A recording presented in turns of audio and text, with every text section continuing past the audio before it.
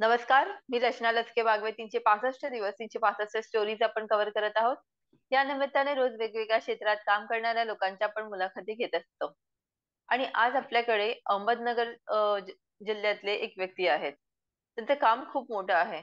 आपल्यासोबत आहेत गुंडेगाव चे उपसरपंच तसेच संपूर्ण शेतकरीचे अध्यक्ष संतोष भापकर सर. अधिक माहिती आपण त्यांच्याकडनं जाणून घेऊया. नमस्कार सर. नमस्कार.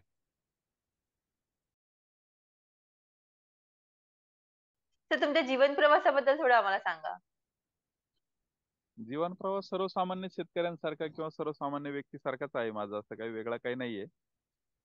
फक्त ह्याच्यामधून एक असामान्य लोकांना असामान्य लोकांच्या सारखं आपण सगळ्यांनी बनलं पाहिजे ह्याच्यासाठीचा थोडासा केलेला प्रयत्न आहे. अ, माझं नाव संतोष संभाजी भापकर, मुक्काम पोस्ट गुंडेगाव, तालुका जिल्हा अहमदनगर या ठिकाणचा मी रहिवासी असून या ठिकाणी जन्मापासून मी याच ठिकाणी राहत आहे. तर सामान्य कुटुंबामध्ये शेतकरी कुटुंबामध्ये माझा जन्म झालेला आहे. आणि त्यानंतर आयुष्याची सुरुवात झाली तर आई-वडिलांच्या सोबत मोलमजुरी करत असताना लहानचा मोठा झालो. आणि हे करत असताना ज्यावेळेला समाजामध्ये जाण्याची वेळ आली, तर त्यावेळेला एक गोष्ट जाणवली, की आपण शेतकरी आहोत आणि शेतीच्या माध्यमामधून आपण आपलं आयुष्य बनवलं पाहिजे. म्हणून मग त्यासाठी थोडासा शेती उत्पादित साधनांच्या बरोबरी घेऊनच आयुष्यामध्ये एक शेतकऱ्यांना बरोबर घेऊन संपूर्ण शेतकरी गटाची स्थापना केली आणि त्याच्या माध्यमामधून सुरुवात केली. आता त्याचा एक ब्रँड चांगला बनवलेला आहे. गावामध्ये मी आता उपसरपंच या पदावरती काम करत आहे. सामाजिक, राजकीय आणि कृषी क्षेत्राशी विशेष करून संलग्न आहे. आणि त्या ज्या काही घडामोडी दररोज घडत असतात, तर त्यांना नियमितपणे मी पुढे चालवतो आहे. शिक्षण माझं जेमतेम आहे. 10वी पर्यंतचं शिक्षण माझं झालेलं आहे. परंतु समाजाच्या वेगवेगळ्या घटक आणि प्रसंगामधून एवढ्या काही गोष्टी शिकत गेलेलो आहे, की आता माझ्या हिशोबाने मी ग्रॅज्युएट डबल ग्रॅज्युएट झाल्याची आता तरी परिस्थिती तयार झालेली आहे. अ, संपूर्ण शेतकरीच्या माध्यमातून आतापर्यंत हजारो शेतकरी तुम्ही एकत्र केले आणि त्यांच्या माध्यमातून एक ब्रँड निर्माण केला. तर त्याच्याबद्दल थोडी हा. अधिक माहिती द्या. नक्की कोणती कोणती प्रकारची शेती तुम्ही करता? आमच्याकडं अहमदनगर पासून साधारणतः एक 36 किलोमीटर अंतरावरती माझं गाव आहे गुंडेगाव. खरं पाहायला गेलं तर हा जो परिसर आहे तर तो हा पूर्णपणे जिरायती एरियामध्ये मोडणारा परिसर आहे. आणि या परिसरामध्ये होतं काय, की कमी पर्जन्यमानाचा हा परिसर असल्यामुळं आम्ही सुरुवातीला जी पिकं निवडली होती तर ही कोरडवाहू प्रदेशाच्या हिशोबाने निवडली होती. म्हणजे जसं की कडधान्यावरती आम्ही भर दिला होता 20 वर्षापूर्वी. आणि तेव्हापासून कडधान्य निर्मिती जर आपण केली तर त्याच्याच अनुषंगाने आपल्याला ₹2 मिळतील अशी एक अपेक्षा पहिल्यापासून आहे. आणि म्हणून मग आपण काय केलं, की कडधान्यावरती मोठ्या प्रमाणामध्ये भर दिला. कडधान्यासोबत मग काय केलं पाहिजे तर कॅश क्रॉप म्हणून आपण फळबाग आणि त्याच्याबरोबर पालेभाज्या याच्यासाठीचा प्रयत्न केला. आणि मग पालेभाज्या घेत असताना त्याच्यामधून जसं की फळबागाची लागवड केली. फळबागामधून आपल्याला हळू-हळू 4 वर्षांनी 5 वर्षांनी त्याची फळं चालू होतील. पण पालेभाज्याच्या माध्यमामधून आपला दररोज आणि नियमित भाजीपाला तयार होईल आणि त्यातून आपल्याला ₹2 मिळतील अशी व्यवस्था केली. पण कडधान्य हे शाश्वत पीक आम्हाला यायला लागलं. कारण खरीपामध्ये एक वेळेला ज्या टायमाला पेरणी केली जाते, तर त्यानंतर तिथून पुढे त्याला काही फारसा अनुभव लागत नाही. एका पाण्यावरती, एका पिकावरती येणारं हे पीक आहे. आणि त्याच्यामधून होतं काय, की लोकांची मागणी चांगली होती. कारण तोपर्यंत बाकी घटकामधून कडधान्य ही नामशेष व्हायला लागली होती. जसं की हुलगा, कुळीथ आहे, त्यानंतर मूग आहे, मटकी आहे, तूर आहे, हरभरा आहे. सोयाबीन सारखी कॅच क्रॉपची पिकं जर थोडी बहुत सोडली, तर बाकीची सगळीच पिकं ही नामशेष व्हायला लागलीत.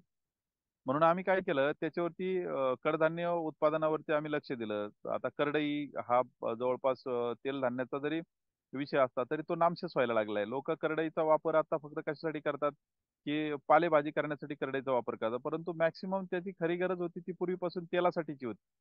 लोकांनी ते करत नाही. सूर्यफुलासारखा विषय होता, तर सूर्यफुलाला तिथनं बाजूला तिथून बाजूला झाली. त्याच्यानंतर जवळपास जवस होतं, त्याच्यानंतर कारळ होतं.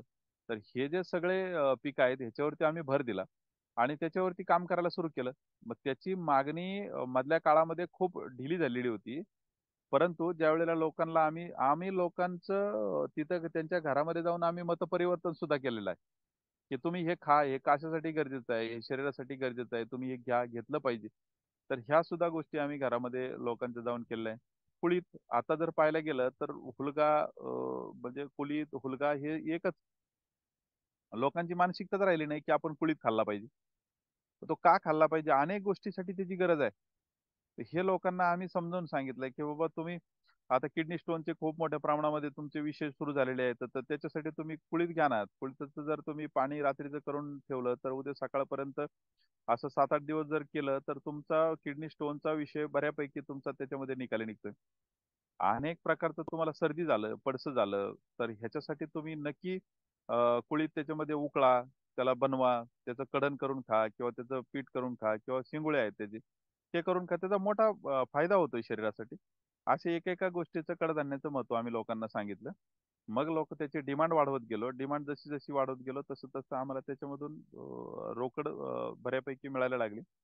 आणि त्यातूनच परत मूग असल किंवा तूर असल, हरभरा असल तर ह्याच्यासाठी मसूर असल, मटकी असेल, ह्याच्या डाळी केल्या आणि डाळी केल्यानंतर मग त्याचा सुद्धा आम्हाला खूप चांगला फायदा मिळाला.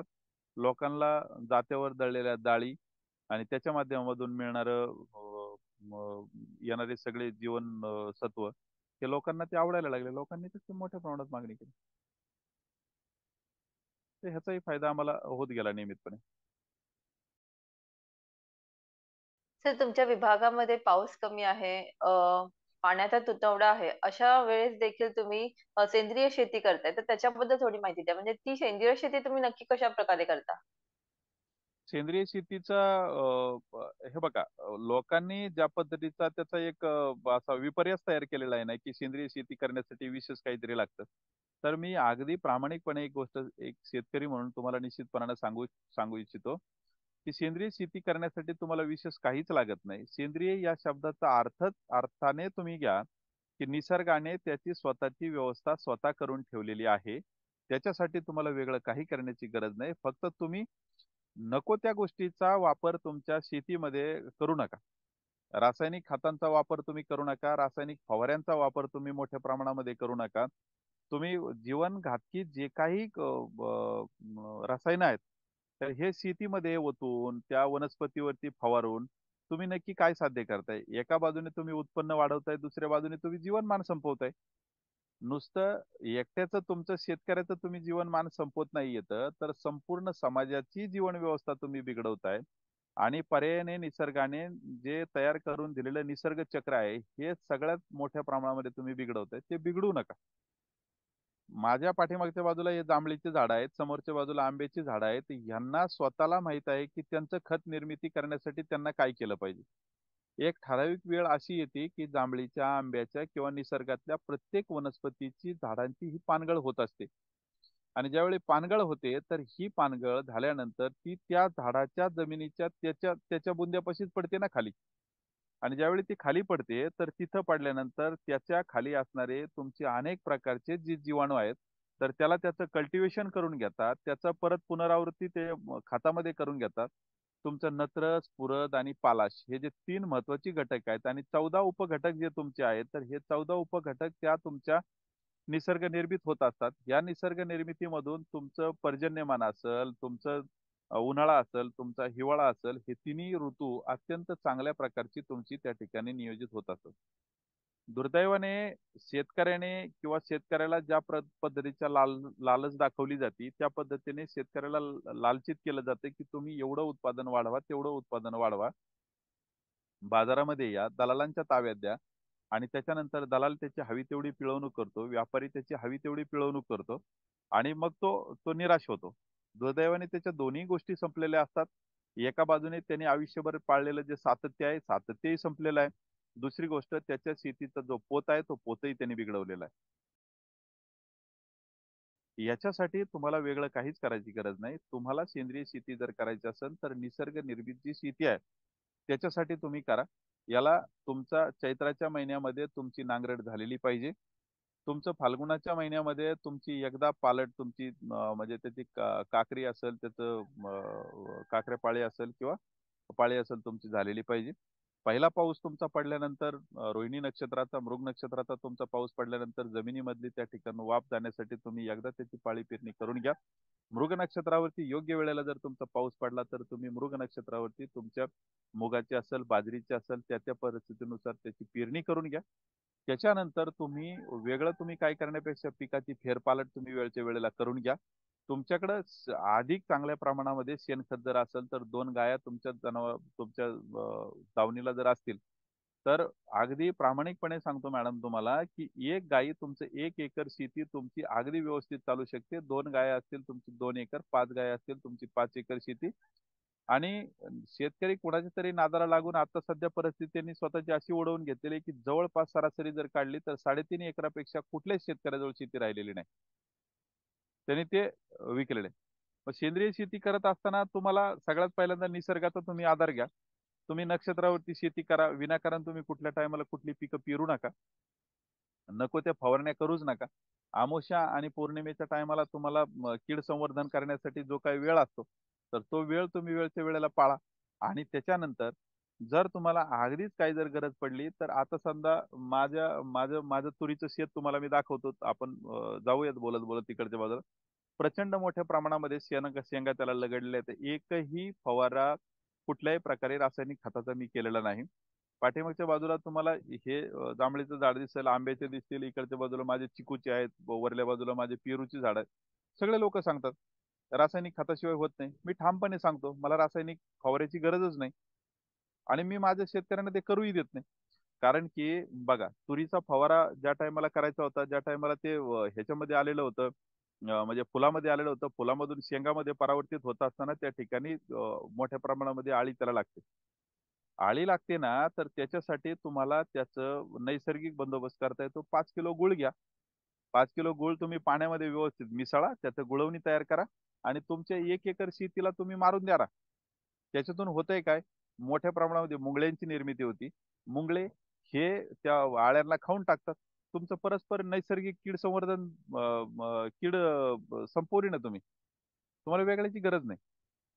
शेतीमध्ये सुद्धा असं आहे, की तुमचं बालक जर धष्टपुष्ट असेल, तर ते कमी वेळा आजारी पडतं.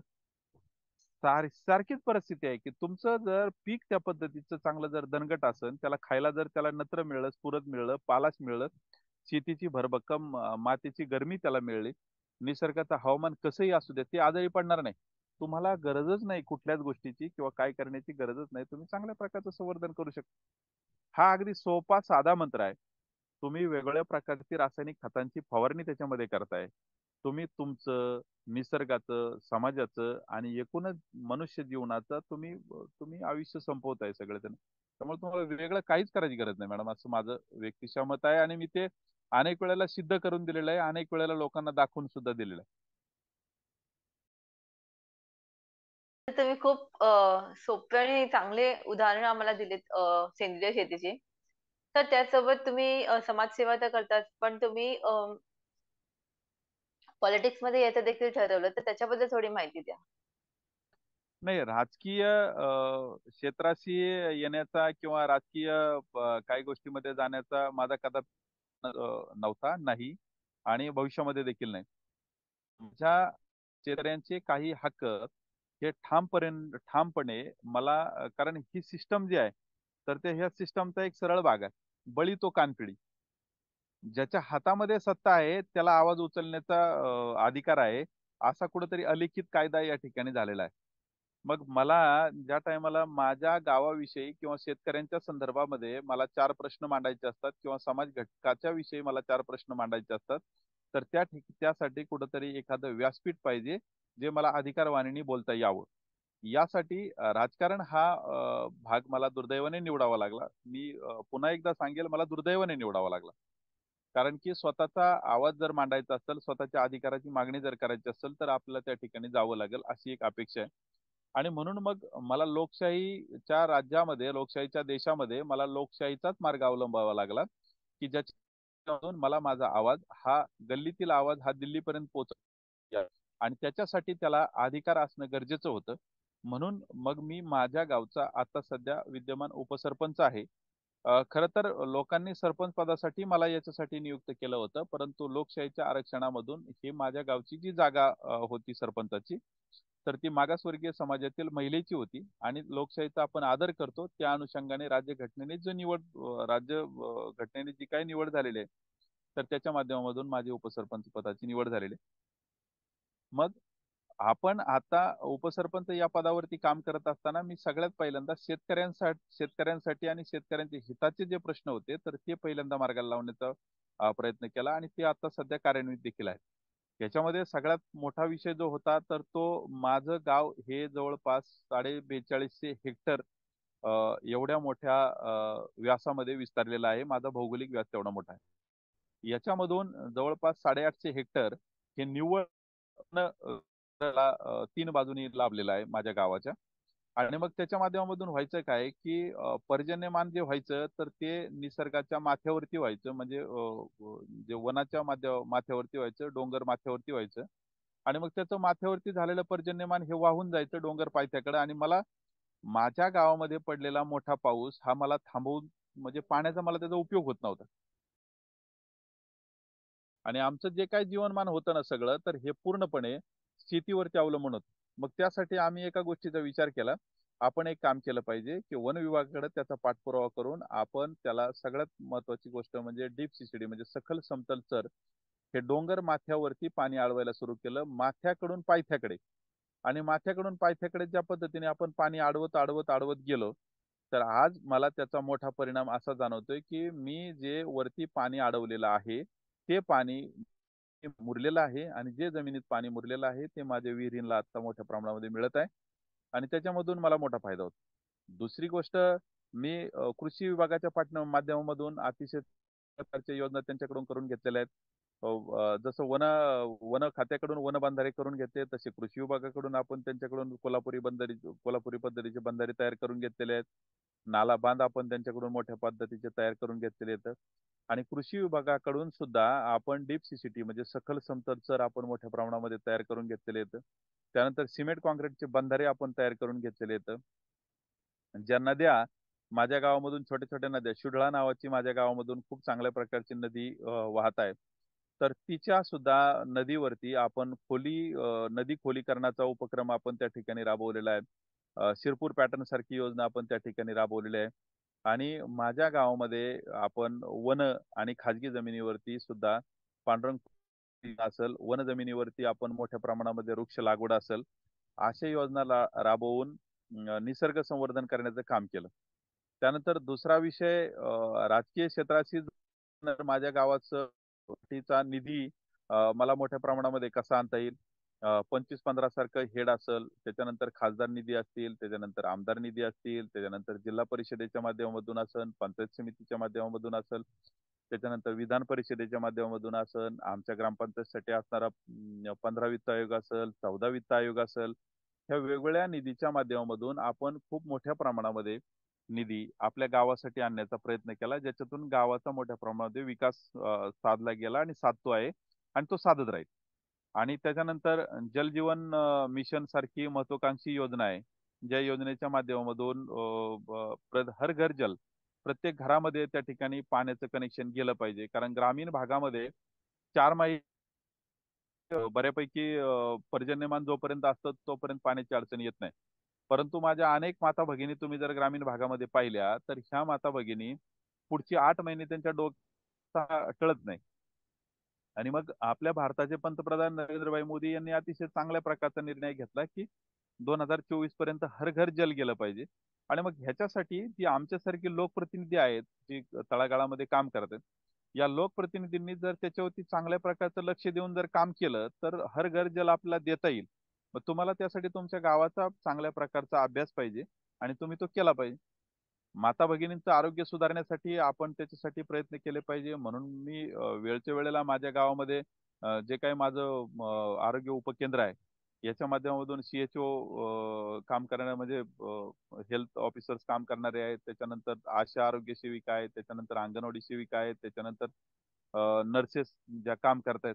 तर ह्यांना बरोबर घेऊन आपण महिनाभराला, 15 दिवसाला, 2 महिन्याला एक चांगल्या प्रकारचे कॅम्प लावतो. बऱ्याचशा वेळेला महिलांच्या मासिक पाळीच्या अडचणी असतात. त्याच्यासाठी आपण वेगवेगळे तज्ञ जिल्हा रुग्णालयाच्या माध्यमामधून आपण त्या ठिकाणी मोठे डॉक्टर्स आपण बोलत असतो. डोळ्यांच्या संदर्भामध्ये बरेचसे रुग्णांचे आणि वृद्धांच्या अडचणी असतात. तर त्याच्यासाठी आपण इनलॅक बुधराणी पुणे हॉस्पिटल असेल, त्याच्यानंतर जिल्हा आरोग्य विभाग असेल, ह्यांच्या माध्यमातून आपण लोकांना बोलत असतो. आणि जसं वृद्धांच्या बाबतीत आपण काळजी घेतोय, तशाच पद्धतीने आपण तरुणांच्या संदर्भामध्ये सुद्धा खूप चांगल्या प्रकारचं काम करण्याचा प्रयत्न मी माझ्या पातळीवरती, माझ्या लेव्हलवरती करायचा प्रयत्न करतोय. जसं की वेळच्या वेळेला एम-आय-डी-सीच्या माध्यमामधून रोजगार मेळावे कंपन्यांना इथं बोलवून आपण त्या पद्धतीचे रोजगार मेळावे निर्मित करणे. आपला तरुण कुठं भटकू नये याच्यासाठी त्याला व्यसनमुक्तीकडे कसं नेता येईल? तर त्याच्यासाठी एक चांगल्या प्रकारची जी विचारवंत मंडळी आहे, त्यांना आपण बोलवतोय. ज्यांना शेती व्यवसायामध्ये काम करण्याची आवड आहे, तर असे शेती व्यवसायामध्ये काम करणाऱ्या लोकांसाठी सुद्धा आपण महात्मा फुले कृषी विद्यापीठ राहुरी असेल, त्याच्यानंतर वेगवेगळ्या प्रकारची जी कृषी क्षेत्रामध्ये काम करणारे लोक आहेत, त्यांना आपण बोलवतो. त्यांचे रोजगार मेळावे घेतोय.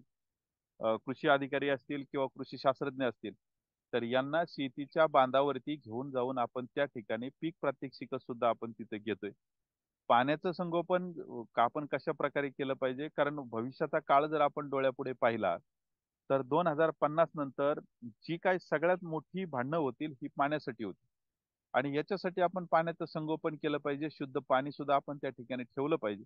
याच्यासाठी सुद्धा आपण वेळच्या वेळेला लोकांची म्हणजे त्यांची मानसिकता तयार करण्यासाठी आपण ती सुद्धा एक साप्ताह म्हणजे आपण सप्ते त्याच्यामध्ये बसवतोय, की बाबा आपण अशा प्रकारचं पाणी वाचवलं पाहिजे.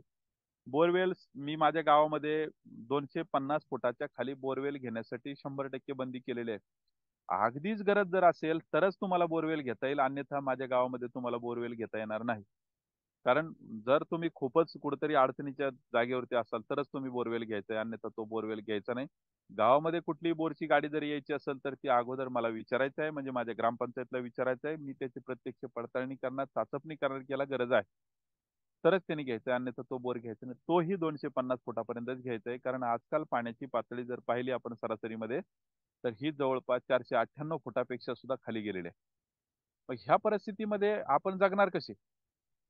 मग ह्याला मनुष्य जातीला जगण्यासाठी आपल्याला जसं अन्न, वस्त्र आणि निवारा आहे, तसं पंचमहातत्वांनी बनलेल्या या सृष्टीवरती पंचमहातत्वांचं संगोपन करण्याची सुद्धा जबाबदारी मनुष्याची आहे, ती त्यांनी केली पाहिजे. आणि म्हणून आपण काय करतोय, की ह्या सगळ्या गोष्टींचं त्याचप्रमाणे आपण काय करतोय, सामाजिक एकोपा सुद्धा नीटनेटका राहिला पाहिजे.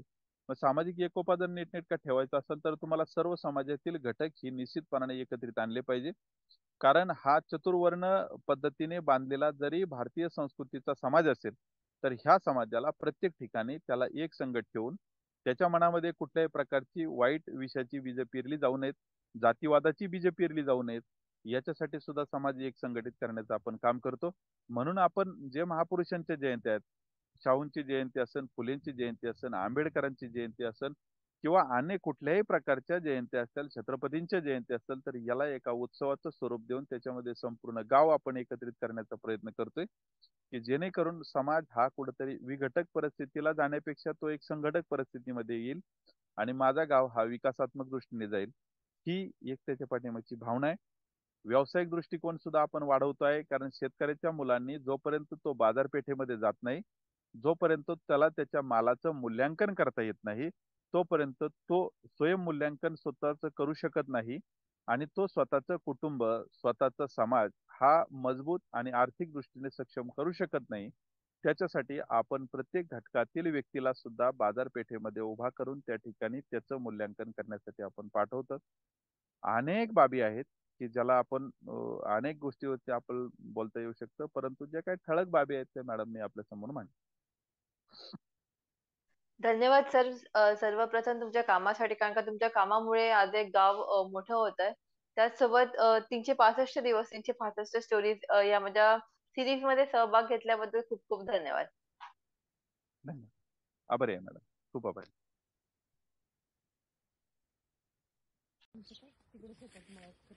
हा माझ्या मुळे थांबावं लागलं ना. फोन केला फोटो काढायचा. सावकाश मॅडम.